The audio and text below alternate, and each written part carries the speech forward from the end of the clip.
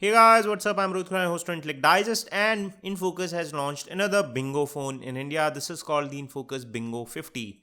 We have given you a Bingo 20 review some time back, and in this video, we'll give you a quick hands-on overview of the features of Bingo 50. Let's get started.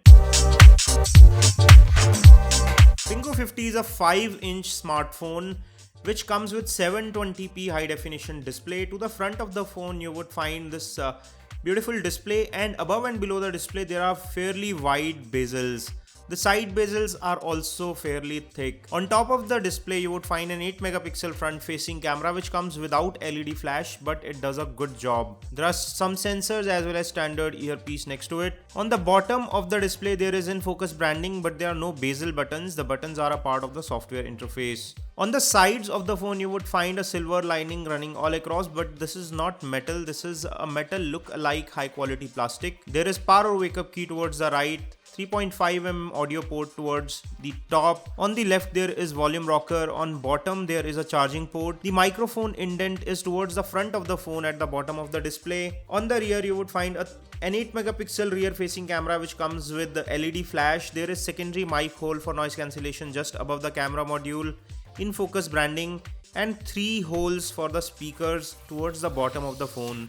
The speakers are also fairly loud. The back come in 2 different texture options. There is a leather or fox leather finish, and there is a sandstone finish which is kind of rough.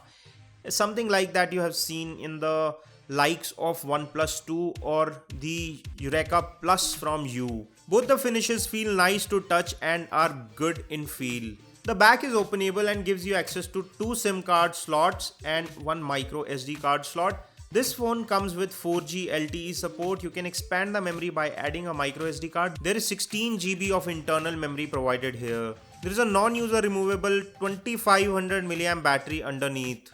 In terms of design and physical overview, the phone feels solid in hand and is very nice to touch. It has a curved back, so it is very ergonomic to hold as well. Something that we don't like particularly is the size of the bezel above and below the display, which are taller than average, which makes the phone really tall.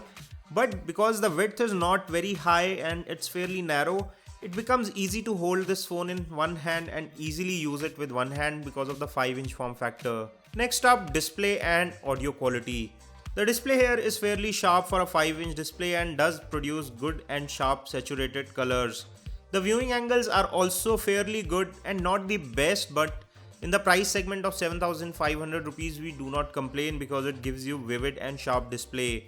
The video viewing experience is also good with loud audio from the speakers at the rear. The speakers do not get muffled even when you place them on a flat surface, which is a good thing.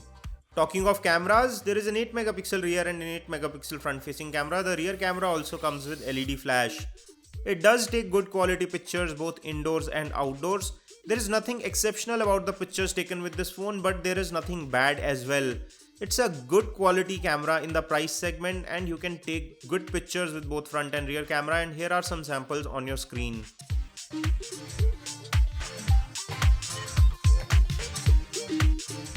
The HDR mode on the rear facing camera also works notably well, and this is a picture taken without and with HDR mode, and you can see the difference in the way it has been exposed. Next up, performance. This phone is powered by a 1.3 GHz quad-core CPU which is MediaTek 6735. It's a 64-bit CPU coupled with 3 GB of RAM and 16 GB of internal memory. While the RAM provides for smooth multitasking and application switching, the CPU itself is fairly weak and on Antutu scores around 32,000. But again, we can't complain much because this is a super budget phone, and in this budget you would not find many powerful phones. It does perform well on day-to-day tasks, but for heavy games and application it may not suffice. If you are a moderate level gamer, it's okay, but if you want to play heavy games, this is not the phone for you. The plus side is that it runs Android 6.0 Marshmallow right out of the box and you do not need to wait for updates. The interface is smooth, the performance is good, and this phone is good enough for most users who do not play games. It has a minimalistic interface. It comes with good features like USB OTG support, so you do not need to transfer files to the internal memory or memory card.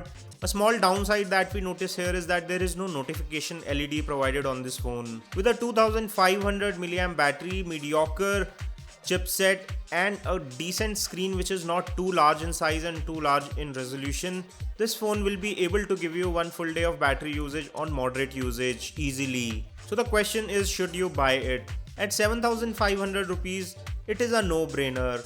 It comes with decent quality of cameras, good quality of display. If you are not a gamer, this is a good phone for you. If you are a gamer, stay away from it and look for some alternatives or spend some more and get a more powerful chipset. For most other users, it's a good phone because it comes with 4G LTE support, 3 gigs of RAM, good cameras, nice build, and all the features that you would require from a day-to-day phone.